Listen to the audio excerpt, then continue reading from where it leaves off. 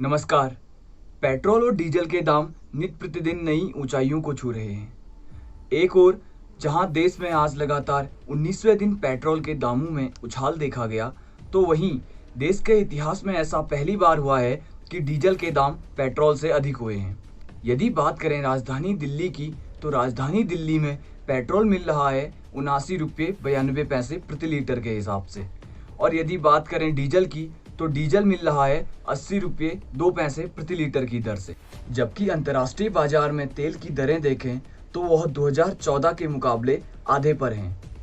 तो आज इसी पर चर्चा करेंगे कि जब अंतर्राष्ट्रीय बाजार में तेल के दाम इतने नीचे चल रहे हैं, तो उसके बाद भी देश में तेल की दरें लगातार आसमान क्यों छू रही हैं।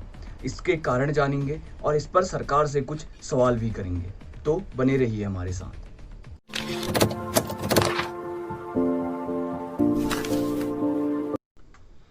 सबसे पहले हमें यह समझना होगा कि पेट्रोल और डीजल के दाम तय कैसे होते हैं। तो पेट्रोल और डीजल की कहानी शुरू होती है क्रूड ऑयल यानी कि कच्चे तेल से।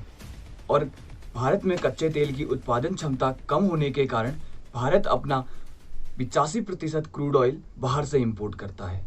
अब कच्चा तेल आता है बैरल के हिसाब से। एक बैरल में होते हैं 159 लीटर। और अंतर्राष्ट्रीय बाजार में यदि एक बैरल कच्चे तेल के दाम की बात करें तो वह चल रहा है $40 यानी कि 3028 रुपये।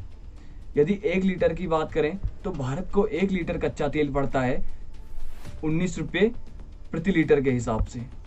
अब तेल देश में आता है तो वह रिफाइनरी में जाता है, वहाँ रिफाइन होता है और उसके बाद तेल को ट्रांसपोर्ट करके देश के अलग अलग हिस्सों में पहुँचाया जाता है। तो इसमें भी कुछ खर्च होता है। यदि इस पूरे खर्च को भी मिला लें तो भी 1 लीटर तेल हमें पड़ता है 29 रुपये का। और हमें मिल कितने में रहा है 80 रुपये प्रति लीटर के हिसाब से, यानी कि सीधे सीधे 50 रुपये का फर्क। अब आप कहेंगे कि यह 50 रुपया जाता कहाँ है। तो यह 50 रुपया जाता है सीधे सीधे सरकार की जेब में, टैक्स के रूप में।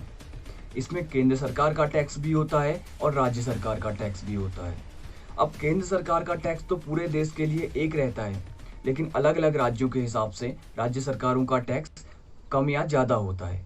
और इसी वजह से देखते हैं कि किसी राज्य में तेल के दाम कम होते हैं तो किसी राज्य में तेल के दाम ज़्यादा होते हैं। यदि बात करें दिल्ली की, यदि आप दिल्ली में 1 लीटर पेट्रोल खरीदते हैं तो उसमें आप केंद्र सरकार को टैक्स देंगे 32 रुपये और राज्य सरकार को टैक्स देंगे 18 रुपये। यानी कि जितने का कच्चा तेल हमारे देश में पहुंच रहा है उससे दोगुना हम सरकार को टैक्स के रूप में दे रहे हैं। यह तो हुई अंतर्राष्ट्रीय बाजार में तेल के दाम व भारत में उस तेल पर लगने वाले टैक्स की बात। अब जानते हैं कि भारत में तेल के दाम तय कैसे होते हैं। तो भारत में तेल के दाम तय होते हैं सरकार की प्राइस डिकंट्रोल पॉलिसी से। अब आप कहेंगे कि अब प्राइस डिकंट्रोल पॉलिसी क्या होती है। तो प्राइस डिकंट्रोल पॉलिसी वह पॉलिसी है जो प्राइवेट कंपनियों को यह छूट देती है कि वह आपस में समन्वय बैठाकर तेल के दाम तय कर सकते हैं। और इसका सीधा सीधा मतलब यह होता है कि अंतर्राष्ट्रीय बाजार में यदि तेल के दाम ऊपर जा रहे हैं तो देश में भी तेल महंगा होगा, और यदि तेल के दाम कम हो रहे हैं तो देश में भी तेल के दाम कम होंगे।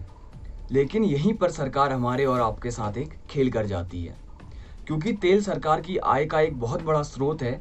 तो जब अंतर्राष्ट्रीय बाजार में तेल के दाम बढ़ते हैं तो सरकार तेल के दाम तो बढ़ा देती है, लेकिन जब बारी आती है तेल के दाम कम करने की तो सरकार वहां कंजूसी करने लग जाती है। और इसका एक उदाहरण है जब 2014 से 2016 के बीच अंतर्राष्ट्रीय मार्केट में तेल के दाम लगातार नीचे गिर रहे थे, तो सरकार इसका फायदा लोगों को देने के बजाय रोड सेस व एक्साइज ड्यूटी बढ़ाकर अपनी आमदनी व अपनी जेब भर रही थी।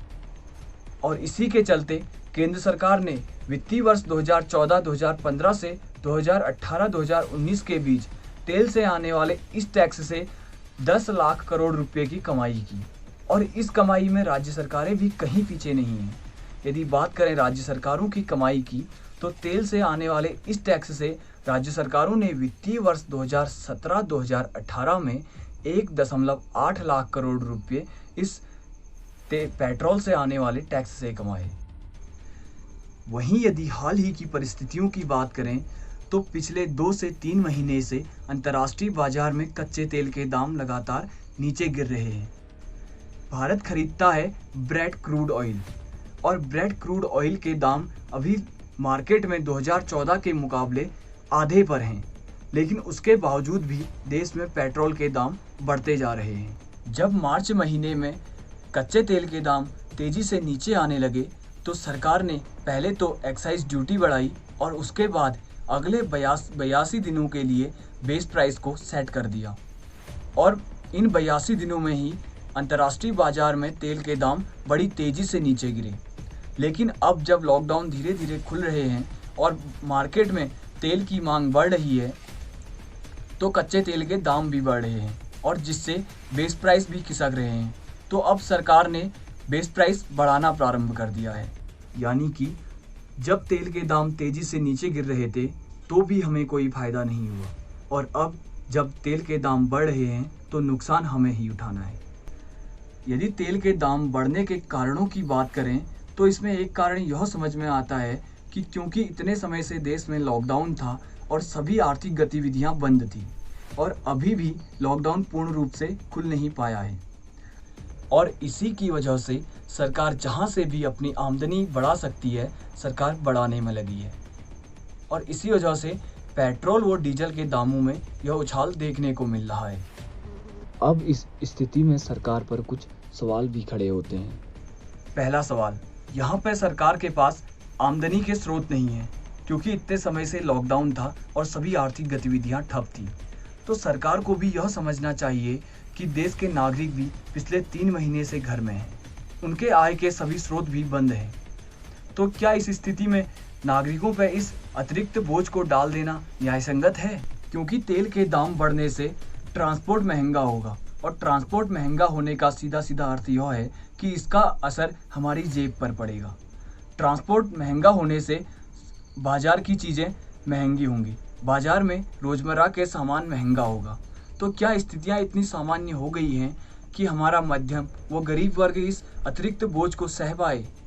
हमें यह नहीं भूलना चाहिए कि कोरोना संकट की वजह से देश का एक बहुत बड़ा मजदूर वर्ग अभी बेरोजगार हुआ है।